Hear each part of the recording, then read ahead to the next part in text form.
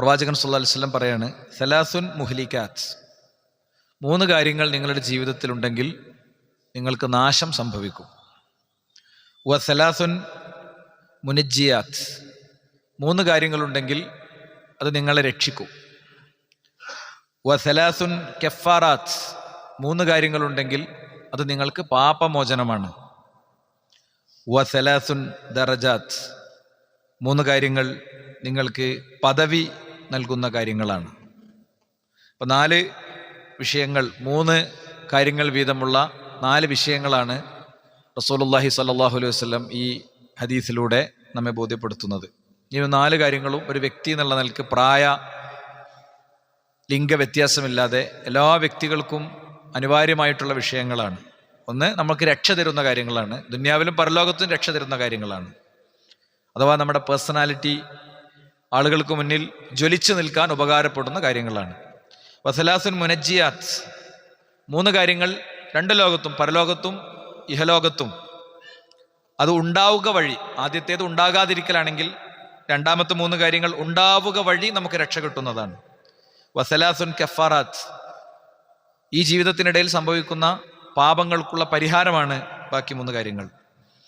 പിന്നെ ഏറ്റവും അവസാനം പറഞ്ഞത് നിങ്ങൾക്ക് അല്ലാഹു സുബ്ഹാനഹു വ തആലയുടെ അടുത്ത് പദവി ഏറ്റിത്തരുന്ന കാര്യങ്ങളാണ് എന്നാണ്. അപ്പോൾ നമ്മളതൊന്ന് എടുക്കുകയാണ്. മുഖ്യമായും നമ്മൾ മുഹ്ലിക്കാത്ത്, നമുക്ക് നഷ്ടമുണ്ടാക്കുന്ന കാര്യങ്ങൾ ഏതാണ് റസൂലുള്ളാഹി പറഞ്ഞതെന്ന് പരിശോധിക്കാം. ഏതാണ്? അമ്മ അൽ മുഹ്ലിക്കാത്ത്, നിങ്ങൾക്ക് നാശമുണ്ടാക്കുന്ന നഷ്ടമുണ്ടാക്കുന്ന കാര്യങ്ങൾ. ഫശുഹുൻ മുതാഉൻ, ഒന്നാമത്തെ കാര്യം അതാണ്. എല്ലാ നിലക്കുമുള്ള പിശുക്ക് നിങ്ങളുടെ ജീവിതത്തിൽ ഉണ്ടാവുക. ജീവിതത്തിൽ പിശുക്കുണ്ടോ അത് നിങ്ങൾക്ക് നാശാണ്, റസൂലുള്ളാഹി പഠിപ്പിക്കുകയാണ്.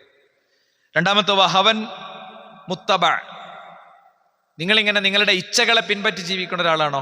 തോന്നലിനനുസരിച്ച് ഇങ്ങനെ പോവാണ്, നിങ്ങൾക്ക് വേറെ ക്രോസ് ചെക്കിങ്ങുകളൊന്നുമില്ല, നിങ്ങളെ തോന്നലനുസരിച്ച് നിങ്ങളിങ്ങനെ പോകുന്നു, അങ്ങനെയാണെങ്കിൽ അതും നിങ്ങളെ നശിപ്പിക്കും.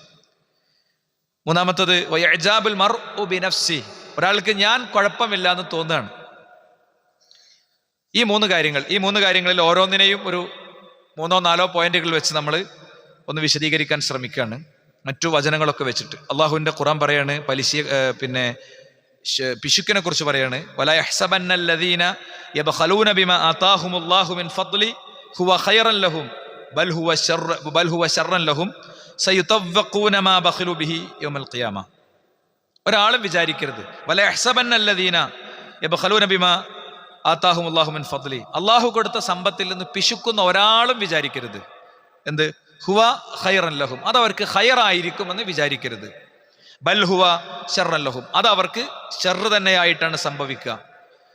സയുതവഖൂന മാ ബഖലു ബിഹി യൗമൽ ഖിയാമ, നാളെ അവരെന്താണോ പിശുക്കി വെച്ചത് അത് അവർക്ക് ഖണ്ഡാഭരണമായി അണിയിക്കപ്പെടും എന്നാണ്.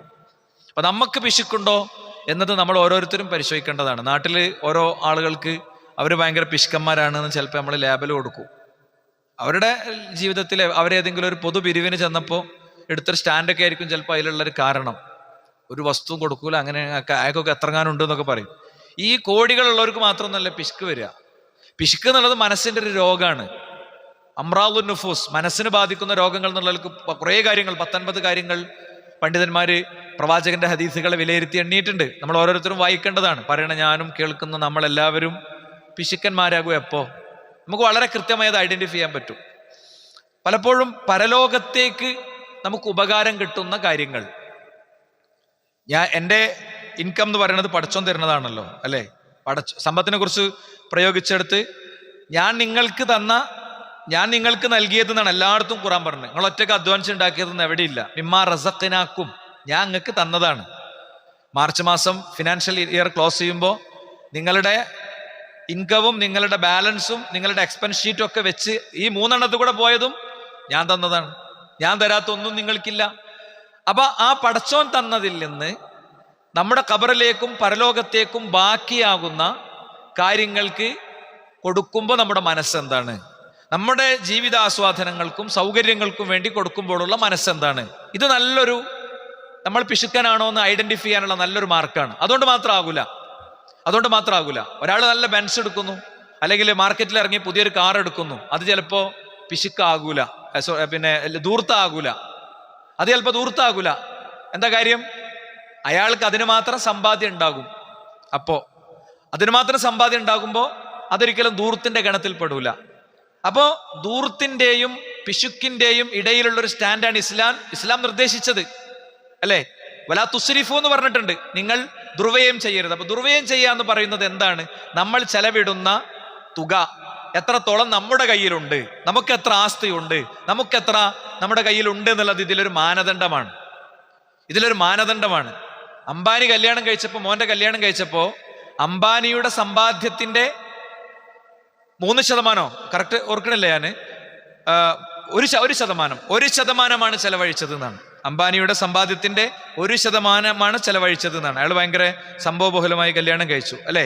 അപ്പൊ ചില ആളുകൾ പക്ഷെ ഇത് കഴിക്കെങ്ങനെ, ചില ആളുകൾ അത് കഴിക്കുള്ളതൊക്കെ കൂടെ വാങ്ങിക്കൂട്ടി അടുത്ത ഒരു ജീവിതകാലം മുഴുവൻ, പ്രവാസികളൊക്കെ ഉണ്ടതിൽ ഭയങ്കര മണ്ടത്തരം ചെയ്യുന്ന ആൾക്കാർ. എന്താ, വലിയ പൈസക്ക് ഇതേപോലത്തെ ഫംഗ്ഷനൊക്കെ നടത്തിയിട്ട് പിന്നെ അവിടെ പോയി കഷ്ടപ്പെട്ട് പിന്നെ അത് തീർക്കണ തിരക്കിലായിരിക്കും. വീട് വെക്കുമ്പോൾ വീട് 3D ആർക്കും വരച്ചുതരാം, ഏത് എഞ്ചിനീയർക്കും നല്ല 3D വരച്ചുതരാം. ഈ വരക്കണ 3D സിമെന്റും കല്ലും മെറ്റലും വെച്ച് ഉണ്ടാക്കണം. ആ ഓർമ്മ നമുക്ക് വേണം. ഒരു വാതിലിന്റെ പൂട്ടും കുളത്തും 500 റുപ്യക്കും കിട്ടും, 5000-നും കിട്ടും, 50,000-നും കിട്ടും. അത് പിശുക്കും ധൂർത്തൊക്കെ ആടുന്നത് എവിടെയാണ്? എൻ്റെ ഇൻകം എത്രയാണ്, എനിക്ക് ബാക്കി ബാധ്യതകൾ എന്തൊക്കെ ചെയ്യാനുണ്ട്, ഞാനൊരു ഉംറ ചെയ്തിട്ടുണ്ടോ, എൻ്റെ പെങ്ങളുടെ വീട് ഒരു ചെറ്റക്കുടിലാണ്, ഞാൻ എൻ്റെ വീടിന് 50,000-ന്റെ കുളത്ത് വെക്കുന്നു, പെങ്ങൾക്ക് ആകെ വേണ്ടത് 5000 റുപ്യേന്റെ നല്ലൊരു ഷീറ്റാണ്, അത് കൊടുക്കാൻ എൻ്റെ അടുത്ത് പൈസ ഇല്ലാതിരിക്കുക. അവിടെയാണ് പിശുക്കും ധൂർത്തൊക്കെ യഥാർത്ഥത്തിൽ തീരുമാനമാകുന്നത്. അപ്പോൾ ശരിക്കും നല്ല ആത്മപരിശോധന വേണം. നമ്മൾ ഈ അരിപ്പയിലേക്ക് മണലിട്ടിട്ട് കുലിക്കിയാൽ മണൽ താഴ്ത്തിക്കാടും, ആ വേസ്റ്റൊക്കെ അവിടെ കിടക്കും. ഈമാനിന്റെ അരിപ്പിക്കൊണ്ട് ഇടണതൊക്കെ നിലപാടുകളാണ് ഇതിലൊക്കെ. എന്തിലും നിലപാടാണ് സഹോദരന്മാരെ. നമ്മളാക്കുന്നതും നമ്മുടെ സ്വർഗം തീരുമാനിക്കണമെന്ന് നിലപാടുകളാണ്, ഒരു സംശയമില്ല. മൗഖിഫ് എന്നാണ് അറബിയിൽ പറയാം, മൗഖിഫ്. ആ മൗഖിഫാണ് നമ്മളാക്കുന്നത്. അതുകൊണ്ട് പെട്ടെന്നുണ്ട് നിലപാടുകൾ ഉണ്ടാക്കാൻ. വിശുദ്ധ ഖുർആൻ പറയാണ്, വമൻ യൂഖ ശുഖ നഫ്സിഹി ഫഉലൈക ഹുമുൽ മുഫ്ലിഹൂൻ. പിശുക്കിൽ നിന്ന് ആരൊക്കെയാണോ അവരുടെ മനസ്സുകളെ സംരക്ഷിച്ചു നിർത്തിയത് അവരാണ് വിജയിച്ചത്. അപ്പൊ പിശുക്കുള്ളൊരു വ്യക്തിക്ക് 2 ലോകത്തും വിജയമല്ല. നമുക്കിങ്ങനെ തോന്നും ഭയങ്കര വിജയമാണ്, മൂപ്പർക്ക് ഡ്രൈവർ ഉണ്ട്, മൂപ്പർക്ക് സെറ്റപ്പ് ഉണ്ട്, വലിയ വീടാണ്. പക്ഷെ ഈ മനസ്സ് എന്ന് പറയുന്ന ഒരു സംഭവം ഉണ്ട്. അവിടെ കിട്ടുന്ന ഒരു സാധനമാണ് മനസ്സിന്റെ സുഖം, ആസ്വാദനം, സമാധാനം. അതില്ലാതെ നമുക്ക് വേറെ എന്തുണ്ടായിട്ടും കാര്യമില്ല. നിങ്ങൾ ആലോചിച്ച് നോക്ക്, ഉറങ്ങാൻ കഴിയാത്ത എത്ര മനുഷ്യരുണ്ട്. ഉറങ്ങാൻ വേണ്ടി ജീവിതത്തിൽ എന്തും ചെയ്യാൻ പറ്റുന്ന എത്ര മനുഷ്യരുണ്ട്. ഞാൻ എൻ്റെ ഒരു ഖുത്ബയിൽ പരാമർശിച്ചു പോയിട്ടുണ്ട്. വളരെ റീച്ചുള്ള യൂട്യൂബ് ചാനലുകൾ സംബന്ധിച്ചൊരു ചെറിയ സ്റ്റഡി, ദാവാരംഗത്തെ പ്രത്യേകിച്ചും ആന്റി ഫാഷിസവുമായി ബന്ധപ്പെട്ട ചില പ്രൊജക്റ്റുകളുടെ ഭാഗമായി എൻ്റെ ടീം ചെയ്ത സമയത്ത് അവരെനിക്ക് തന്ന ഒരു ലിങ്ക് ഉണ്ട്. ആ ലിങ്ക് എന്താ അറിയോ? അതിൽ കുറച്ച് നാച്ചുറൽ വോയിസ് മാത്രമാണ്. പുഴ ഇങ്ങനെ ഒഴുകുന്ന ശബ്ദം, അതേപോലെ തന്നെ മൈൽഡായിട്ട് ഇങ്ങനെ കാറ്റടിക്കുന്ന ശബ്ദം. ഇപ്പോൾ ഇന്ത്യയിൽ തന്നെ ഉള്ള ചില ഓസ്കാർ അവാർഡുകളൊക്കെ കിട്ടിയ ഫിലിമുകളൊക്കെ ഡയറക്റ്റ് ചെയ്ത് അതിന്റെ സൗണ്ട് ചെയ്ത ചില വ്യക്തികളൊക്കെ ഉണ്ട്. ഞാൻ അവരുടെ പേര് നിങ്ങൾക്ക് അറിയണവർക്ക് മനസ്സിൽ വരാൻ വേണ്ടിയാണ് അങ്ങനെ ഒരു ക്ലൂ ഇട്ടത്. ഇവരൊക്കെ പലയിടത്തും പോയിട്ട് ഭയങ്കര കോസ്റ്റ്ലി ആയിട്ടുള്ള കോടികൾ വിലയുള്ള ഡിവൈസുകൾ വെച്ചിട്ടാണ് ഒക്കെ പകർത്തുന്നത്, ഓരോ സാധനവും പകർത്തുന്നത്. അതാണ് ഫുട്ടേജുകളായി കൊടുക്കുന്നത്. അപ്പൊ അങ്ങനെ എടുത്ത ഓഡിയോകൾ യൂട്യൂബിൽ ഇട്ടിരിക്കുകയാണ്. അപ്പൊ ആ യൂട്യൂബ് കമന്റ്സ് ഞാൻ വാച്ച് ചെയ്തു. ആ യൂട്യൂബ് കമന്റ്സ് എന്താ പറയുക? ഈ യൂട്യൂബ് തുറന്നു വെച്ചിട്ട് ഉറങ്ങണ മനുഷ്യന്മാർ, ഉറങ്ങാൻ പറ്റുന്നില്ല ആൾക്കാർക്ക്. അവരുടെ ഉള്ളിലെ നൊമ്പരങ്ങളും വേദനകളും ആശങ്കകളും പ്രശ്നങ്ങളൊക്കെയാണ്. ഇപ്പോ ഈ കഴിഞ്ഞ ദിവസം ഞാനൊരു സഹോദരിയായിട്ട് സംസാരിച്ചു. അവർക്കും എല്ലാം ഉണ്ട്, പക്ഷേ അവർക്ക് അവരുടെ ഹസ്ബൻഡ് നാട്ടിൽ ഇല്ലാത്തതിന്റെ ഭയങ്കര പ്രശ്നമാണ്. നിങ്ങൾ ആരും വിചാരിക്കേണ്ട അവരുടെ എന്തെങ്കിലും ജൈവികമായ സെക്ഷലായ കാര്യങ്ങളാണെന്നൊന്നുമല്ല. അവർക്ക് പകലാണ് പ്രശ്നം. പകൽ മുഴുവൻ എന്തൊക്കെയോ ഭീതി അവരുടെ ഉള്ളിൽ ഇങ്ങനെ പുകഞ്ഞു പൊന്താണ്. അപ്പൊ ഇത് ഭയങ്കര വിഷമാണ് സഹോദരന്മാരെ. ഇത് വല്ലാത്ത അവസ്ഥയാണ്. നിങ്ങളെ വീട്ടിൽ മാനസിക രോഗിയായ ഒരാളുണ്ട് എന്ന് വിചാരിക്കുക. എപ്പോൾ വേണമെങ്കിലും വാതിൽ തുറന്ന് പുറത്തേക്ക് ഇറങ്ങിപ്പോകും, മുറ്റത്തെ കിണറ്റിലേക്ക് എടുത്തു ചാടും എന്ന അവസ്ഥയുള്ളൊരു വ്യക്തി ഉണ്ടെന്ന് വിചാരിക്കുക. നിങ്ങളുടെ ജീവിതത്തിൽ, നമ്മുടെ ജീവിതത്തിൽ എന്തെല്ലാം കിട്ടിയിട്ടൊരു കാര്യമല്ല. അത് അസ്വസ്ഥതയായി അതങ്ങനെ കത്തിക്കൊണ്ടിരിക്കും. വേറെ ചുറ്റും എന്തുണ്ടായിട്ടും കാര്യമില്ല. അപ്പൊ അതുകൊണ്ട് തന്നെ പിശുക്കിൽ നിന്ന് മനസ്സിനെ നമ്മൾ ഇങ്ങോട്ട് മോചിപ്പിക്കുമ്പോൾ ഫലാഹുണ്ട് എന്ന ഖുറാന്റെ പ്രയോഗം, ഫലാഹുണ്ട്. അപ്പൊ ഇനിയും കുറച്ചും കൂടിയും പിശുക്കൊന്ന് ക്ലീൻ ആക്കാനുണ്ടെങ്കിൽ ആ ഫലാഹ്, ആ വിജയം, ആ ആശ്വാസം, ആ സമാധാനം വേറെ തന്നെ കിട്ടും. അക്കൗണ്ടിൽ ഇങ്ങനെ ഭയങ്കര പൈസ കിടക്കണതിന്റെ സമാധാനം ചിലപ്പോൾ ഉണ്ടാകും. ആ സമാധാനം സംരക്ഷിക്കുമ്പോൾ നഷ്ടപ്പെടുന്നത് വേറെ പലതും ആയിരിക്കും. മറിച്ച് നമുക്ക് ചിലപ്പോ 2000 റുപ്യ വലിയൊരു പൈസയാവില്ല. ഞാൻ എൻ്റെ ലൈഫിൽ ശരിക്കും കണ്ടൊരു കാഴ്ചയാണ് കേട്ടോ. ഒരു റമളാൻ മാസത്തിൽ, നമ്മുടെ നാട്ടിൽ പള്ളിയൊന്നും ഇല്ലാത്തൊരു കാലം, ഞാൻ ഖുത്ബ പറഞ്ഞിരുന്നത് മറ്റൊരു ജില്ലയിലായിരുന്നു. ഞാനന്ന് പാർട്ട് ടൈം ഉദ്യോഗസ്ഥനായിരുന്നു. അപ്പോൾ വെള്ളിയാഴ്ച എനിക്ക് ഒഴിവാണ്. അപ്പോൾ അങ്ങോട്ട് നിയത്താക്കും. നമ്മൾ നേരത്തെ അവിടെ ചെല്ലും, ഖുത്ബ കഴിയും, ഏതെങ്കിലുമൊക്കെ ഒരു അയൽക്കൂട്ടത്തിൽ പങ്കെടുക്കും. ഭയങ്കര രസമുള്ള മനോഹരമായൊരു കാലമായിരുന്നു. അപ്പോൾ അവിടെയാണ് ഞാനന്ന് വിവാഹം കഴിച്ച് എൻ്റെ വൈഫ്, ഞാൻ മക്കളൊന്നും ഉണ്ടായിട്ടില്ല. അപ്പോൾ വാപ്പിയമ്മയും നമുക്ക് പെർമിഷൻ തന്നുകൊണ്ട് തന്നെ റമദാനിലെ 10 ദിവസം അവിടെ കഴിച്ചു കൂട്ടി. അപ്പോൾ ഒരു മനുഷ്യൻ ഇങ്ങനെ പ്രാർത്ഥിക്കുന്നത് കാണും. ഞാൻ ഈ ആമുഖം പറഞ്ഞത് ഇനിയുള്ള പോയിന്റ് നിങ്ങൾക്ക് മനസ്സിലാകാനാണ് കേട്ടോ. അയാളിങ്ങനെ കരഞ്ഞ് കരഞ്ഞ് കരഞ്ഞ് പ്രാർത്ഥിക്കും. അപ്പൊ എനിക്ക് തോന്നി അയാളോട് നമ്മളെ ലൈഫിലെ ചില കാര്യങ്ങളൊക്കെ മൂപ്പരോടൊന്ന് പറയണം. മൂപ്പരൊന്ന് പ്രാർത്ഥിച്ചാൽ കുറച്ച് ഹൈറുണ്ടാവും എനിക്ക്. അത്ര ഏകാഗ്രമായ നീണ്ട ദുആയാണ്. ഞാൻ മൂപ്പരുടെ അടുത്ത് ഇങ്ങനെ പോയിരുന്ന് ഇങ്ങനെ സംസാരിച്ചു. അപ്പൊ ഞാൻ പറഞ്ഞു, നിങ്ങൾക്ക് എന്തോ വലിയൊരു ആവശ്യം ഉണ്ടല്ലോ, എന്നോടും പറയും എനിക്കും ആ ആവശ്യത്തിന് വേണ്ടി പ്രാർത്ഥിക്കാം, എനിക്കൊരാവശ്യമുണ്ട്, അത് നിങ്ങളും പ്രാർത്ഥിക്കണം എന്നാണ്. അപ്പൊ മൂപ്പരെൻ്റെ അടുത്ത് പറഞ്ഞാൽ എന്താ പറയുക, ദുന്യാവിലെ മൗലവി ഇപ്പം ആകെ അത്യാവശ്യമായിട്ടുള്ളൊരു കാര്യം, എൻ്റെ വീടിന് ഒരു ഡോർ വെക്കണം, നല്ല കനം കട്ടിയുള്ളൊരു വാതിൽ വെക്കണം, അതിന് പൈസ അല്ല. മനുഷ്യന്മാരോട് ചോദിച്ചൂടാ, എനിക്ക് ഭയങ്കര മാനക്കേടാണ് അങ്ങനെ ചോദിക്കണേ. എൻ്റെ മോളും ഞാനും ഭാര്യ കണ്ടു. ഇന്നലെ രാത്രി ഒരാൾ വന്ന് വാതിൽ മുട്ടി. മോള് കല്യാണപ്രായ കുട്ടിയല്ലേ, വല്ലവരും ചവിട്ടി കയറിയാലോ, നിങ്ങൾക്ക് അറിയാലോ, ഏരിയൊക്കെ അറിയാലോ. അയാള് ഭയങ്കര വിലയുള്ള 10 കൊല്ലം മുമ്പാണ് വിലയുള്ള ഡോറാണ്, 2000 റുപ്യൻ്റെ റെഡിമെയ്ഡ് ഡോറാണ് മൂപ്പർക്ക് വേണ്ടത്. മനസ്സിലായില്ലേ? അപ്പോ അദ്ദേഹത്തിന്റെ വീട് ആ നിലക്ക് സന്ദർശിച്ച സുഹൃത്തുക്കളൊക്കെ പറഞ്ഞതിന്റെ അടിസ്ഥാനത്തിൽ ചില കാര്യങ്ങളൊക്കെ അൽഹംദുലില്ലാ അദ്ദേഹത്തിന്റെ വിഷയത്തിൽ കുറച്ച് ആളുകൾ ഇടപെട്ട് ചെയ്തു. ഞാൻ പറഞ്ഞേ, നമുക്കൊരു 2000 റുപ്യ പറഞ്ഞ എന്താ, വെറുതെ ഒന്ന് ചിന്തിച്ചു നോക്കി നിങ്ങൾ. ഇപ്പൊ ഈ ബക്കറ്റുകളൊക്കെ മുന്നിൽ വരുമ്പോ കുറച്ച് ആലോചിച്ചിട്ട് നമ്മൾ ചെയ്യേണ്ടത്. ഓരോ മനുഷ്യന്മാരുടെ അവരുടെ അഭിമാനം എടുത്തിട്ട് ജനങ്ങളെ മുന്നിക്ക് വെച്ചെന്നിട്ടാണ് ഈ ബക്കറ്റുകളിലൊക്കെ പലതും ചോദിക്കണത്. ഉറപ്പാ കുറച്ചൊക്കെ ഫേക്കായ ആൾക്കാരുണ്ടാകും കേട്ടോ. അപ്പൊ നമ്മൾ ഈ ശുഖിനെ നമ്മുടെ മനസ്സിൽ നിന്ന് മോചിപ്പിക്കുക എന്നുള്ളതാണ്. റസൂലുള്ളാഹി സ്വല്ലല്ലാഹി അലൈഹി വസല്ലം തങ്ങൾ അത് അങ്ങനെ തന്നെ പഠിപ്പിച്ചു. വത്തഖു ശുഹ, നിങ്ങൾ പിശുക്കിനെ സൂക്ഷിക്കണം. ഫഇന്ന ശുഹ അഹ്ലക മൻ കാന ഖബ്ലകും, നിങ്ങളെ മുമ്പ് ഒരുപാട് ജനതകൾ തകർന്ന കഥകൾ കേട്ടിട്ടില്ലേ? ഓരോ പ്രവാചകന്മാരുടെയും സമൂഹങ്ങൾ തകർന്നതുണ്ട്. അതിലെ പലരും തകർന്നത് എന്താ, അവരുടെ പിശുക്കായിരുന്നു അതിന്റെ കാരണങ്ങളിൽ ഒന്നാണ് എന്നാണ്. അപ്പൊ എന്ത് ചെയ്യും? ഹമലഹും അല അൻ സഫഖു ദിമാഅഹും വസ്തഹല്ലു മഹാരിമഹും, പിശുക്ക് അവരെ ഏതുവരെ എത്തിച്ചു, അഥവാ നമ്മുടെ ഉള്ളിലെ പിശുക്ക് ഏതുവരെ എത്തിക്കുന്നുള്ളതും കൂടി വായിക്കണതിമെന്ന്. ഹമലഹും, അവരെ അത് പ്രേരിപ്പിച്ചു. അൻ സഫഖു ദിമാഅഹും, ചോരയൊഴിക്കാൻ അവരെ പ്രേരിപ്പിച്ചു. വസ്തഹല്ലു മഹാരിമഹും, അള്ളാഹു അവർക്ക് നിഷിദ്ധമാക്കിയത് ഹലാലാക്കാൻ അവരെ അത് പ്രേരിപ്പിച്ചു. പൈസ കിട്ടണം, പൈസന് കിട്ടാന് എന്താ, കൈക്കൂലിയാണ് കൊടുക്കും, പെണ്ണിനെ വേണമെങ്കിൽ പെണ്ണ് കൊടുക്കും, കള്ളു വേണമെങ്കിൽ കള്ളു കൊടുക്കും. ഇല്ലേ, നാട്ടിൽ നടക്കണില്ലേ? വലിയ വലിയ സംഭവത്തൊക്കെ എത്തുമ്പോൾ നടക്കണില്ലേ സഹോദരങ്ങളെ? ഫയലാണ് പാസ്സാകണമെങ്കിൽ ഈ ജാതി പരിപാടിക്കൊക്കെ എത്തും. അപ്പൊ അതുകൊണ്ട് നമ്മൾ ഓരോരുത്തരും ഞാൻ എന്നെയാണ് വിലയിരുത്തേണ്ടത്. ഇത് പറയുമ്പോൾ കേട്ടോ, ഞാൻ ഈ വിഷയത്തിൽ എങ്ങനെയാണ്, വേറെ ആരെയും നമുക്ക് ഓർമ്മ വരരുത്. നമുക്ക് നമ്മൾ ഓർമ്മ വന്ന് നമ്മളോട് സംസാരിക്കണം. അപ്പോ ശുഖ് നശിപ്പിക്കുന്നതാണെന്നതിലുണ്ട്, ദുന്യാവിൽ നിന്ന് നശിപ്പിക്കുന്നതാണ്. ദുന്യാവിൽ നിന്ന് പല സമൂഹങ്ങൾക്കും നാശം വാങ്ങിക്കൊടുത്തത് പിശുക്കാണ് എന്നതിലുണ്ട്. 2, പിശുക്കൻ ഏത് അറ്റം വരുമ്പോ, ഇത് വഹയിന്റെ വാക്കാണ്, ഇത് ആകാശത്തുനിന്ന് വന്ന കലാമാണ്. ഇതിൽ അക്ഷരങ്ങൾ പ്രവാചകൻ പറഞ്ഞു എന്നേ ഉള്ളൂ, ആശയം പടച്ചോൻ കൊണ്ടുവന്ന് കൊടുത്താണ്. അതാണ് ഹദീസിന്റെ പ്രത്യേകത. കാന ജിബ്രീലു യൻസിലു അലൈഹി ബിസുന്ന, ജിബ്രീൽ സുന്നത്തും കൊണ്ടുവരാറുണ്ടായിരുന്നു. കമാ യൻസിലു അലൈഹി ബിൽ ഖുർആൻ, ഖുർആനും കൊണ്ടുവന്നതുപോലെ എന്നാണ്. ഹദീസാണ്. ഹദീസ് അള്ളാഹു ആകാശത്ത് നിന്ന് കൊടുത്തയച്ച തന്നെയാണ്, പക്ഷെ വാക്കുകൾ പ്രവാചകൻ ഉച്ചരിക്കുന്നതാണ്. ആയത്താകുമ്പോൾ വാക്കും ആശയവും റബ്ബ് കൊടുത്തയച്ചതാണ്. ആ വ്യത്യാസം മാത്രമേ ഉള്ളൂ. ഇനി നോക്കൂ നിങ്ങൾ, ഇതൊരുപാട് തിന്മകൾക്കുള്ള വഴിയാണ് എന്നാണ്. എന്താ?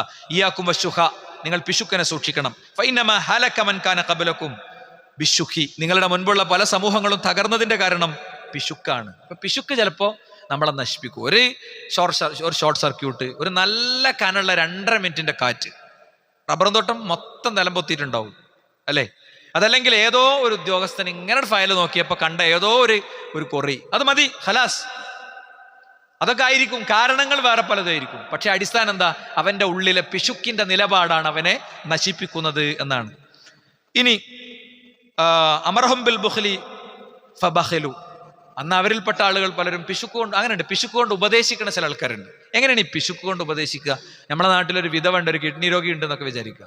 അപ്പൊ അതിന്റെ അവർക്ക് വേണ്ടിയുള്ള ഒരു പ്രത്യേകിച്ച് ഈ വെൽഫെയർ പ്രവർത്തനങ്ങൾ, അതിന്റെ കമ്മിറ്റികളിലൊക്കെ ഇടപെടുന്നവരാണ് ഇത് വളരെ ശ്രദ്ധിക്കേണ്ടത്. സക്കാത്ത് കമ്മിറ്റിന്റെ ആൾക്കാർ, അതേപോലെ തന്നെ എന്തെങ്കിലുമൊക്കെ ക്ഷേമ പ്രവർത്തനങ്ങൾ ആളുകൾക്ക് വേണ്ടി സംഘടിപ്പിക്കുന്നവര്. അവരുടെ ഒരു പ്രശ്നം എന്താ? എൻ്റെ സുഹൃത്തുക്കളായ ഡോക്ടർമാർ പറയും, ഞാൻ അവരോട് ചിലപ്പോൾ ചോദിക്കും, നിങ്ങൾക്കൊക്കെ ശരിക്കും ഭയങ്കര ഉത്ബോധനങ്ങളല്ലേ, ഇപ്പോൾ കാഷ്വാലിറ്റിയിൽ, ക്രിട്ടിക്കൽ കെയറിൽ, സർജറി നടത്തുന്ന ഡോക്ടേഴ്സ്, ഇവരോടൊക്കെ നമ്മൾ പറയും ഇവർക്കൊക്കെ വേണ്ടിയുള്ള ചില പ്രത്യേക പരിപാടികളൊക്കെ വരും. ഇപ്പോൾ പ്രൊഫൈസ് എന്ന് പറയുന്നത് ഈ പ്രൊഫഷണൽസിന് വേണ്ടിയുള്ള പരിപാടിയാണ്. അപ്പോൾ അതിൻ്റെ പ്രോഗ്രാം എങ്ങനെ തയ്യാറാക്കുന്നത് വെച്ച് കഴിഞ്ഞാൽ അവരെ കൂടെയാണ് ഇരിക്കുക. അവരെ കൂടെ ഇരുന്നിട്ട് അവരുടെ ഫുൾ ഫീഡ്ബാക്ക് എടുത്തിട്ടാണ്. അപ്പോൾ നമ്മൾ ചിലപ്പോൾ അവരോട് പറയും, നിങ്ങളിങ്ങനെ വലിയ മാരകമായ രോഗങ്ങളൊക്കെ കാണുമ്പോൾ അത് നിങ്ങൾക്ക് ഉത്ബോധനങ്ങളല്ലേ എന്ന് ചോദിക്കും. അപ്പോൾ എൻ്റെ ഒരു സുഹൃത്തായ ഒരു ഡോക്ടറിനോട് ചോദിച്ചൊരു ചോദ്യമുണ്ട്. എന്താണ്, അറുക്കണ ഒരാൾ അറുക്കുമ്പോൾ അയാൾക്ക് എന്തെങ്കിലും ഫീലിംഗ് ഉണ്ടോ? ഇല്ല. മനുഷ്യൻ്റെ മനസ്സിന് അങ്ങനെ പ്രത്യേകത ഉണ്ട്, അറിയോ? അതുകൊണ്ടാണ് നമ്മൾ ഈ പരിപാടിക്കൊക്കെ വരുന്നത്. എല്ലാ ആഴ്ചയും ഖുർആൻ ക്ലാസ്സിന് പോകും, ക്ലാസ് എടുക്കും, ഒക്കെ ചെയ്യും, നന്നായി വായിക്കും, പഠിക്കും. ഒരു ഉസ്താദിനെ വെച്ച് അറബി ഭാഷ അടക്കം പഠിക്കണേ, അതിനുവേണ്ടി കിലോമീറ്റർ യാത്ര ചെയ്യുന്ന പ്രൊഫഷണൽസിനെ എനിക്കറിയാം. ഒരു ഞായറാഴ്ച ആകെ കിട്ടുക. എന്താ നമ്മളിതൊക്കെ ചെയ്യാനുള്ള കാരണം എന്താ അറിയോ? ഇതൊക്കെ ഇങ്ങനെ കണ്ടിട്ട് നമുക്കിതൊന്നും ഒരു വലിയ നില ഇല്ലാതാവും. ഇതിനോടൊന്നും ഒരു വലിയ നില ഇല്ലാതാകണേ ഒരവസ്ഥ മനസ്സിലുണ്ടാകുന്നതാണ്. അപ്പോൾ ഇതേ അവസ്ഥ ഈ വെൽഫെയർ കമ്മിറ്റിയിലൊക്കെ അപേക്ഷകൾ വായിച്ചിട്ടുണ്ടാകും. അപ്പോൾ പറയും, ഓനിപ്പോൾ പ്രശ്നമൊന്നുമില്ല, ഓൻ നമ്മൾ ആ പൈസ ഇട്ടിട്ടുണ്ട്, ഈ പൈസ ഇട്ടിട്ടുണ്ട്, മറ്റേ പൈസ ഇട്ടിട്ടുണ്ട്. കിട്ടുന്നുണ്ടോ? ആരെ പറഞ്ഞു കിട്ടുന്നുണ്ട്? അത് ചിലപ്പോൾ 6 മാസം കഴിഞ്ഞപ്പോൾ ക്ലോസ് ആയിട്ടുണ്ടാവും, അറിഞ്ഞിട്ട് തന്നെ ഉണ്ടാവില്ല. അപ്പോൾ വളരെ ശ്രദ്ധിക്കണം നമ്മൾ. നമുക്കുള്ള ഏത് ഉത്തരവാദിത്വവും ഭാഗ്യവുമാണ്, പരീക്ഷണമാണ്. ഏതും വാപ്പ എന്നുള്ള പോസ്റ്റ് ആണെങ്കിലും, മോൻ എന്നുള്ള പോസ്റ്റ് ആണെങ്കിലും, സെക്രട്ടറി എന്നുള്ള പോസ്റ്റ് ആണെങ്കിലും, പ്രസിഡന്റ് എന്നുള്ള പോസ്റ്റ് ആണെങ്കിലും, നമ്മൾ കൺവീനർ എന്നുള്ള പോസ്റ്റ് ആണെങ്കിലും, അധ്യാപകൻ ഏതാണെങ്കിലും അത് ഭാഗ്യമാണ്, അത് പരീക്ഷണമാണ്. അതിൽ നമ്മുടെ സ്വർഗമുണ്ട്, നരകമുണ്ട്. നമ്മൾ വളരെ ശ്രദ്ധിച്ചു വേണം ചെയ്യാൻ. നോക്കൂ നിങ്ങൾ, അപ്പം മുൻഗാമികൾ ആയ സമൂഹങ്ങൾ നശിപ്പിക്കപ്പെടുന്നതിനെ കുറിച്ച് പറയാണ്. ഇനി നമ്മളെ ഏറെ വിഷമിപ്പിക്കുന്ന മറ്റൊരു കാര്യം പ്രവാചകൻ പറഞ്ഞു, ഒരടിമയുടെയും ഹൃദയത്തിൽ ഈമാനും പിശുക്കും ഒന്നിക്കൂല എന്നാണ്. ഈമാനും പിശുക്കും ഒന്നിക്കൂല. അപ്പോൾ എത്ര ക്ലാസ് കേട്ടാലും, എന്തൊക്കെ ഉപദേശം കേട്ടാലും ചില കാര്യങ്ങൾ തിരുത്താൻ പറ്റൂല. നമുക്ക് സ്വകാര്യതയിലോ പരസ്യത്തിലോ ഒക്കെ ഉള്ള ചില കാര്യങ്ങളാണ് തിരുത്താൻ പറ്റൂല. തെറ്റ് തിരുത്തപ്പോഴാ ആ വിഷയത്തിൽ ഈമാൻ കൂടുമ്പോഴാണ് തെറ്റ് തിരുത്തുക. അഹ്ലുസുന്നന്റെ അസ്ൽ എന്താ? ഈമാനു യസീദു വയൻഖുസു, ഈമാൻ കൂടും കുറയും ചെയ്യുന്നതാണ്. ഈമാൻ കൂടുകയും കുറയുകയും ചെയ്യും എന്നാണ് അഹ്ലുസുന്നന്റെ അസ്ൽ, അല്ലേ? അപ്പോ സ്വാഭാവികമായിട്ടും എന്താ, വല യജ്തമഉ ശുഖു വൽ ഈമാൻ, പിശുക്കും ഈമാനും ഒന്നിക്കുകയില്ല. ഫീ ഖൽബി അബ്ദിൻ അബദൻ, ഒരടിമയുടെയും ഹൃദയത്തിൽ ഒരു സ്ഥലത്ത് കൂടി ഒന്നിക്കൂല. അപ്പൊ പിശുക്കുണ്ടെങ്കിൽ അത് പരിശോധിക്കണം. എന്തെങ്കിലും ദീനിയായ ഒരു കാര്യത്തിന് നമ്മളൊരു ദാനം കൊടുക്കുമ്പോൾ, അല്ലെങ്കിൽ ഒരു വ്യക്തിയെ സഹായിക്കുമ്പോൾ ഒക്കെ നമ്മളെ വളരെ പേഴ്സണലായി, ഇപ്പോൾ അത് ചിലപ്പോൾ വീട്ടു ചെലവുകളിൽ പോലും ഉണ്ടാകും. അതുകൊണ്ടാണ് പിന്നെ റസൂലുള്ളാഹി സ്വല്ലല്ലാഹു അലൈഹി വസല്ലം തങ്ങളുടെ സ്വഹാബി അബൂ സുഫിയാനെ കുറിച്ച് ഭാര്യ വന്ന് പരാതി പറഞ്ഞു. അബൂ സുഫിയാൻ വീട്ടിലെ ചിലവൊന്നും ശരിക്കും നടത്തൂല നബിയെ. അള്ളാഹുവിന്റെ റസൂൽ പറഞ്ഞു, നിങ്ങൾക്ക് ആവശ്യമുള്ളത് നിങ്ങൾ എടുത്ത് ഉപയോഗിച്ചോളി എന്ന് പറഞ്ഞു. മനസ്സിലായില്ലേ? നിങ്ങൾക്ക് ആവശ്യമുള്ളത് നിങ്ങൾ എടുത്ത് ഉപയോഗിച്ചോളി, അതിന് തെറ്റില്ല എന്ന് പറഞ്ഞു. എന്താ കാര്യം? അപ്പൊ ചിലപ്പോൾ നമ്മുടെ വീട്ടു ചെലവിൽ ഇതുണ്ടാവും, മരുന്ന് വാങ്ങണോടത്തുണ്ടാകും, അല്ലേ? ഇപ്പൊ കഴിഞ്ഞ ദിവസം ഞാൻ അറ്റൻഡ് ചെയ്തൊരു വിഷയം എന്താ അറിയോ? കുട്ടിക്ക് ഇടയ്ക്കിടയ്ക്ക് അസുഖം ഉണ്ടാകുകയാണ്. അസുഖം ഉണ്ടാകുമ്പോഴൊക്കെ ഈ പ്രവാസിയായ മനുഷ്യൻ ഈ ഭാര്യയോട് വളരെ മോശമായിട്ടാണ് സംസാരിക്കുന്നത്. ഓരോ തവണയും 20,000 25,000 ഒക്കെ കുട്ടിക്ക് ഇങ്ങനെ രോഗചികിത്സക്ക് വേണ്ടി വരികയാണ്. അപ്പൊ പൈസ ഇറക്കേണ്ടി വരുമ്പോൾ ഇവന്റെ ടോൺ മാറുകയാണ്. അവൻ അനുഭവിക്കുന്ന സംഘർഷമാണ്. അത് ആർക്കാ സംശയം? ആർക്കാണ് പിടിച്ചെടുക്കാൻ പറ്റുക? 1 മാസം 2 3 വട്ടം ആശുപത്രിയിലാക്കി ആർക്കാ സുഹൃത്തുക്കളെ പിടിച്ചെടുക്കാൻ പറ്റുക? പക്ഷെ അവിടെ അവൻ പരാജയപ്പെടുകയാണ്. ആ ചെലവാക്കണ പൈസക്ക് കൂലിയിട്ടണില്ല. നമ്മൾ നമ്മുടെ കുഞ്ഞിന് വാങ്ങിക്കൊടുക്കണേ കോലുമുട്ടായിക്ക് ചെലവാക്കണ പൈസ അടക്കം സ്വർഗത്തിൽ കനം തൂങ്ങാനുള്ളതല്ലേ? അതല്ലേ നമ്മൾ പഠിച്ച്? നിന്റെ കുടുംബത്തിന് നീ ചെലവിന് കൊടുക്കുമ്പോൾ ആ ഉരുളക്ക് പോലും കൂലിണ്ട് എന്നല്ലേ അള്ളാഹുവിന്റെ റസൂൽ സല്ലല്ലാഹു അലൈഹി വസല്ലം പഠിപ്പിച്ച്. പക്ഷേ അത് ഓർത്തെടുക്കാൻ കഴിയാത്ത എന്താ? അവിടെ ഈമാൻ പോവുകയാണ്, അവിടെ ഈമാൻ താഴത്തേക്ക് ഇറങ്ങുകയാണ്. അതന്നെയാണ് എൻ്റെ വിഷയം. അപ്പൊ അതുകൊണ്ട് ഈമാൻ നഷ്ടപ്പെടുന്ന, ഈമാൻ ഇല്ലാതാകുന്ന അവസ്ഥ ഉണ്ടാകും എന്നാണ്. മാത്രല്ല നമുക്ക് കാണാൻ കഴിയും, അബ്ദുറഹ്മാൻ ഇബ്നു ഔഫ് റളിയല്ലാഹു അൻഹു അദ്ദേഹം പ്രാർത്ഥിക്കുന്ന ഒരു പ്രാർത്ഥന.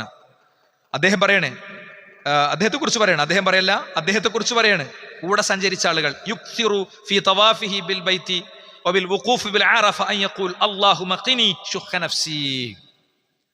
ശരിക്കും അബ്ദുറഹ്മാൻ ഇബ്നു ഔഫ് റളിയല്ലാഹുവിന്റെ ജീവചരിത്രം അറിയുന്ന ആളുകൾക്ക് ഒരിത്തിരി നെഞ്ചിലെ നീറ്റലോടുകൂടെ മാത്രമേ ഇത് വായിക്കാൻ പറ്റുള്ളൂ. എന്താ? അദ്ദേഹത്തിന്റെ ചുറ്റും നടന്ന ആളുകൾ പറയാ, അദ്ദേഹം കഅബയെ തവാഫ് ചെയ്യുമ്പോൾ അറഫയിൽ നിൽക്കുമ്പോഴൊക്കെ നിരന്തരം പ്രാർത്ഥിച്ചത് അല്ലാഹുമ്മ ഖിനി ശുഖ നഫ്സി, അല്ലാഹുവേ എൻ്റെ മനസ്സിന്റെ പിശുക്കിനെ എനിക്ക് നീ സംരക്ഷിച്ചു തരണേ എന്നാണ്. എൻ്റെ മനസ്സിന്റെ പിശുക്കിനെ എനിക്ക് നീ സംരക്ഷിച്ചു തരണേ. ആരാണ് ഈ അബ്ദുറഹ്മാൻ ഇബ്നു ഔഫ്? നിങ്ങൾക്ക് അറിയോ? ഈ അബ്ദുറഹ്മാൻ ഇബ്നു ഔഫ് എന്ന് പറയുന്നത് മക്കയിൽ ഇസ്ലാം പ്രചരിക്കുകയും ഹിജറയുടെ ഓർഡർ വരികയും ചെയ്തപ്പോൾ മക്കയിൽ സ്വന്തം വിശ്വാസവും നിലപാടും അനുസരിച്ച് ജീവിക്കാൻ മക്കക്കാർ സമ്മതിക്കണില്ല, പിടിച്ചു നിന്നു. അല്ലെ, പിടിച്ചു നിന്നു. 13 കൊല്ലം പ്രവാചകൻ പിടിച്ചു നിന്നു. വെറുതെ പാഞ്ഞതല്ല. എന്തെങ്കിലും ഒരു ചെറിയ പ്രശ്നം വരുമ്പോഴേക്ക് മുസ്ലിങ്ങളൊക്കെ ഹിജ്റ പോട്ടെ എന്നൊക്കെ പറയുന്ന ചില ആൾക്കാരുണ്ട്.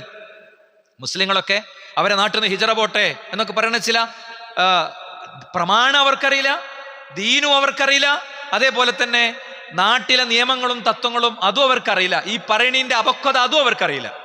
മനസ്സിലായില്ലേ? എല്ലാം കൂടിയുള്ള അള്ളാഹു ഹെൽമ് കൊടുക്കട്ടെ, വിവേകം കൊടുക്കട്ടെ എന്ന് പ്രാർത്ഥിക്കലേ നമുക്ക് വഴിയുള്ളൂ. എങ്കിൽ 13 കൊല്ലം അവിടെ പിടിച്ചു നിന്നു. എന്തൊക്കെ സഹിച്ചു സഹോദരന്മാരെ. കഴുത്തറുത്തു അല്ലെ. അമ്മാറിന്റെ മാതാപിതാക്കളുടെ പെരടിയും ഒടലും തലയും രണ്ടാകണത് പ്രവാചകൻ കണ്ടു, കരഞ്ഞു. ഒന്ന് കല്ലെടുത്തെറിയാൻ പോലും പോയില്ല. എന്തേ? പ്രവാചകൻ ഭീരു ആയതുകൊണ്ടാ. അവിടെ ഒരു പെരുമാറ്റത്തിന്റെ ശാസ്ത്രമുണ്ട്, അത്തരം കാര്യങ്ങളിൽ ഒരു ഇസ്ലാമുണ്ട്. അവിടെ സബറിന്റെ ഘട്ടമായിരുന്നു. സബറൻ യാസറിന്റെ കുടുംബമേ ക്ഷമിക്കുക എന്ന് മാത്രം പ്രവാചകൻ പറഞ്ഞു. നിങ്ങൾക്ക് സ്വർഗമുണ്ട് എന്ന് പറഞ്ഞു അല്ലെ, നിങ്ങൾക്ക് സ്വർഗമുണ്ട് എന്ന് പറഞ്ഞു. എന്തെല്ലാം കണ്ടു. സ്വന്തം മോളെ ഒട്ടകപ്പുറത്തുനിന്ന് ചവിട്ടി താഴെയിട്ട് ഭർത്താവ് അവിശ്വാസിയാണ്, അയാള് ആ ഗർഭം നഷ്ടപ്പെട്ടു. തന്റെ ഉള്ളിലെ വളരുന്ന കുഞ്ഞ് അബോർട്ട് ചെയ്യപ്പെട്ടപ്പോ കരയുന്ന മകളെ പുറത്ത് തട്ടി ആശ്വസിപ്പിക്കുന്ന ഒരു പിതാവിന്റെ വേദനകൾ പ്രവാചകൻ അനുഭവിച്ചു. ഒക്കെ ഉണ്ടായിട്ടും അവിടെ എല്ലാം ക്ഷമിച്ചും സഹിച്ചും പോയ റസൂലുള്ളാഹി സ്വല്ലല്ലാഹു അലൈഹി വസല്ലം അന്ന് അബ്ദുറഹ്മാൻ ഇബ്നു ഔഫ് ചെയ്തത് എന്താണെന്നറിയോ? അബ്ദുറഹ്മാൻ ഇബ്നു ഔഫ് ആരാ അറിയോ? നമ്മളെ വെട്ടത്തൂർ അത്ര മുതലാളിയായിട്ട് ആരുമില്ല. അബ്ദുറഹ്മാൻ ഇബ്നു ഔഫിന്റെ വിശാലമായ തോട്ടങ്ങൾ, അദ്ദേഹത്തിന്റെ ഈത്തപ്പന തോട്ടങ്ങൾ സർവം ദീനിനു വേണ്ടി ഉപേക്ഷിച്ചു, നിലപാടിന് വേണ്ടി ഉപേക്ഷിച്ചു, സ്വർഗത്തിന് വേണ്ടി ഉപേക്ഷിച്ചു. മക്കത്ത് വന്നപ്പോ, മദീനത്ത് വന്നപ്പോ പ്രവാചകൻ സ്വല്ലല്ലാഹു അലൈഹി വസല്ലം തങ്ങളുടെ കണ്ടമിടറി. പ്രവാചകൻ കരഞ്ഞു. എന്നിട്ട് ചോദിച്ചു, ആരെന്റെ അബ്ദുറഹ്മാനെ ഏറ്റെടുക്കും? അപ്പോ ഒരുപാട് ആളുകൾ കൈവക്കി. മദീനയിൽ ആദ്യം വന്ന ആൾക്കാർ അവസാനമായപ്പോൾ തന്നെ കൈവക്കാൻ ആളില്ലാതായി എന്നാണ്. ആരെടുത്തുക്കും കൊണ്ടാകാൻ ആരെടുത്തും ഒന്നുമില്ല. മക്കത്തുനിന്ന് ഇങ്ങനെ വരില്ല മനുഷ്യന്മാര് കേട്ടോ. മക്കത്തുനിന്ന് ഇങ്ങനെ വരിക കുറച്ച് ആൾക്കാർ അഹ്ലുസുഫ എന്ന് പറഞ്ഞിട്ട് പള്ളിയിൽ കൂടി ആരൊക്കെയോ നബിക്ക് കൊടുക്കണ സമ്മാനങ്ങൾ ഓരി വെച്ചു കൊടുക്കും. അങ്ങനെ അവർ ജീവിച്ചത്. പക്ഷേ അബ്ദുറഹ്മാൻ ഇബ്നു ഔഫ് ഒരാളുടെ കൂടെ പോയി. അദ്ദേഹം പറഞ്ഞു, എൻ്റെ ഭാര്യമാരാണിത്. ഇതൊന്നും ചരിത്രത്തിലെ അധികെഴുത്തുകളോ എക്സാജറേഷനുകളോ പ്രഭാഷകന്മാര് ധരിപ്പിക്കാൻ വേണ്ടി പറയണതോ അല്ല. അങ്ങനെ പറയാൻ പറ്റൂല. ദീനല്ല അങ്ങനെ പറയല്. അങ്ങനെ പറയല് ദീനല്ല. ആ ഭാര്യമാരെ 4 ഭാര്യമാരുണ്ട് എനിക്ക്, നിങ്ങൾക്ക് ആരെ വേണമെങ്കിലും കല്യാണം കഴിക്കാന്ന് പറഞ്ഞു. എൻ്റെ സമ്പാദ്യത്തിന്റെ പകുതി നിങ്ങൾക്ക് തന്നു എന്ന് പറഞ്ഞു. ആരാത്? എവിടുന്നോ വരുന്നൊരു മനുഷ്യൻ. അതാണ് ഈമാനിന്റെ സ്നേഹം എന്ന് പറയുന്നത്. നമുക്ക് നമ്മളെ വീട്ടിലെ ആ കുക്കറൊന്ന് കൊടുക്കാന്, നമ്മളെ വീട്ടിലെ കൈക്കോട്ടും കത്തിയും കൊടുക്കാൻ 100 നിയമ അല്ലെ. അയലോക്കാർ ഒന്ന് ചോദിക്കുമ്പോഴേ കോണി ഒന്ന് കൊടുക്കാൻ, നമ്മൾ ഒന്നിച്ചൊരു വണ്ടിയിൽ പോകുമ്പോൾ ആ വണ്ടിന്റെ പൈസ ഒന്ന് കൊടുക്കാൻ നമുക്ക് ഭയങ്കര പ്രശ്ന. എങ്കിൽ എന്തും തരാന്ന് പറഞ്ഞപ്പോൾ അദ്ദേഹം പറഞ്ഞു, എനിക്കാകെ ഒരു കൊട്ട മതി, ഒരു ഈത്തപ്പനന്റെ കൊട്ട തരിക. മദീനയിലെ മാർക്കറ്റിൽ കച്ചവടം തുടങ്ങണല്ലേ, കുറച്ച് കാരക്കയും കടം തരിക. എന്നിട്ട് അദ്ദേഹം ഇറങ്ങി. ചരിത്രം പറഞ്ഞാൽ എന്താ അറിയോ? പണ്ടത്തതിനേക്കാളും വലിയ പ്രതാപത്തിലേക്ക് അദ്ദേഹം പോയി. നമ്മുടെ നാട്ടിലെ, നമ്മുടെ സമൂഹത്തിലെ വലിയൊരു അംബാനി ഡൽഹിയിലെ സ്ട്രീറ്റിൽ ഒരു കൊട്ടയും കൊണ്ടെങ്ങനെ ഇരിക്കണത്, എല്ലാം നഷ്ടപ്പെട്ട ഒരു കൊട്ടയും കൊണ്ടിരിക്കണവരെന്ന് കണ്ടോക്ക്. അപ്പൊ കാണാം.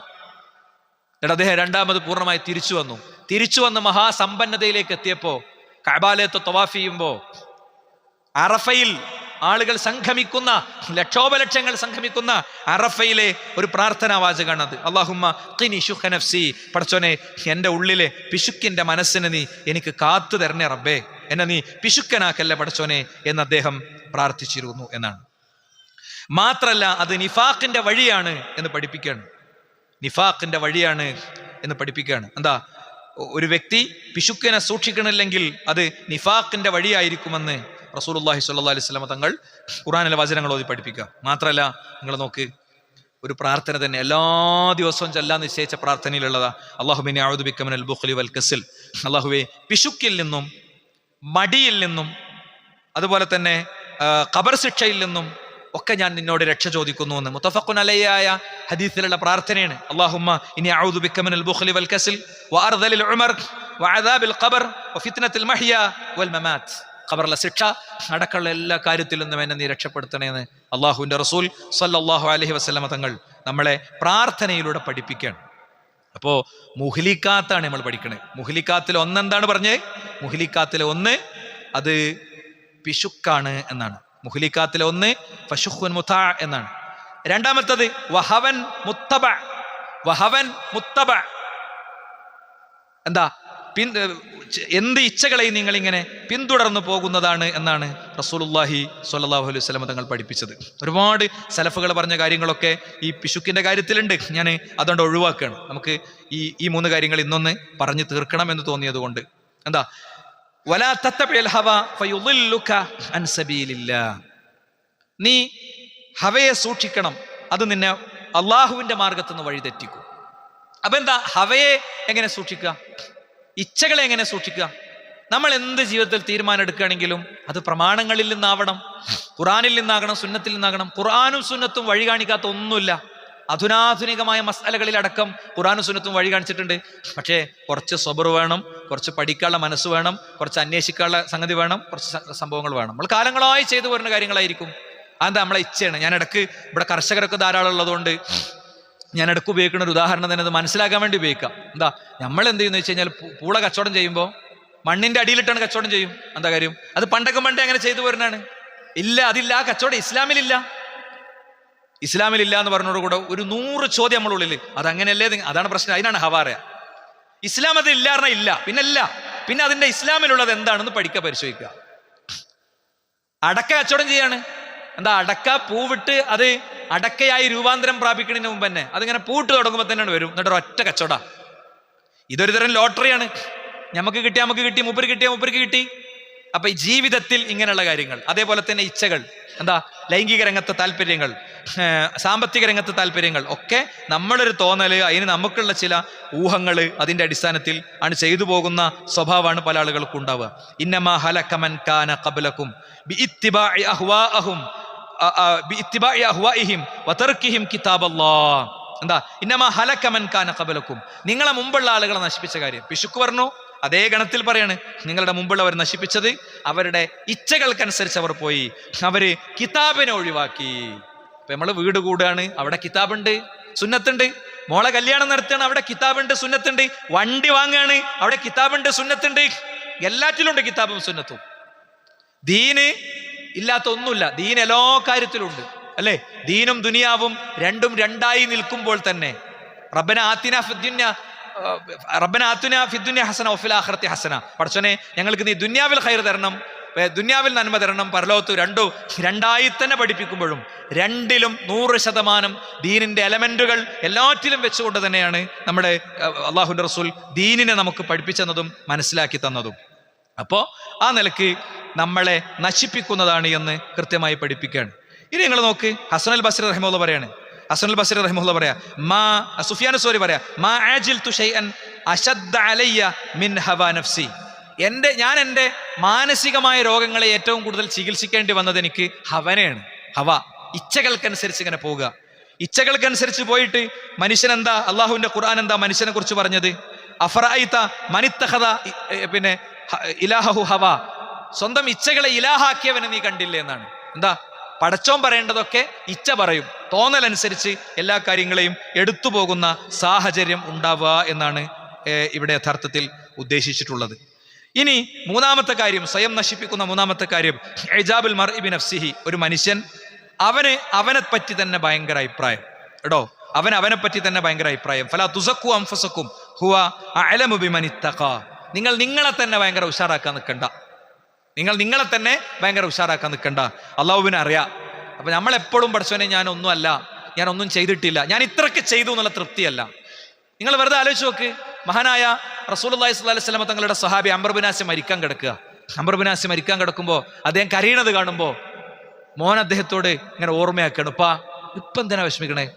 ഇസ്ലാം വന്ന ആദ്യകാലത്ത് നിങ്ങൾ ഇസ്ലാം സ്വീകരിച്ചു, ചെയ്ത കാര്യങ്ങളൊക്കെ ഇങ്ങനെ ഓർമ്മയാക്കുകയാണ്. നമുക്ക് അങ്ങനെ ഒരു മോൻ ഉണ്ടാകുമോ? നമ്മൾ മരിക്കാൻ കിടക്കുമ്പോൾ ഇന്ന കാര്യങ്ങളൊക്കെ ഇപ്പൊ ചെയ്തതാണ്, അതൊക്കെ സ്വീകരിക്കാൻ വേണ്ടി പ്രാർത്ഥിക്കും. നിങ്ങൾ എന്തിനാ വിഷമിക്കണമെന്ന് ചോദിക്കണ ഒരു മോനെ നമുക്ക് ഉണ്ടാകുമോ? അപ്പൊ ആ മോനോട് വാപ്പ പറയാം, മോനെ എൻ്റെ ജീവിതത്തിന് 3 ഘട്ടമുണ്ട്. ഒന്ന് നബിനെ കൊല്ലാൻ നടന്ന കാലം, അൽഹംദുലില്ലാഹ് അള്ളാഹ് എനിക്ക് ഹിദായത്ത് തന്നു. രണ്ടാമത്തെ ഘട്ടം ഞാൻ ഇസ്ലാം സ്വീകരിച്ച കാലം, ആ കാലത്തെ കുറിച്ച് എനിക്ക് ടെൻഷനില്ല.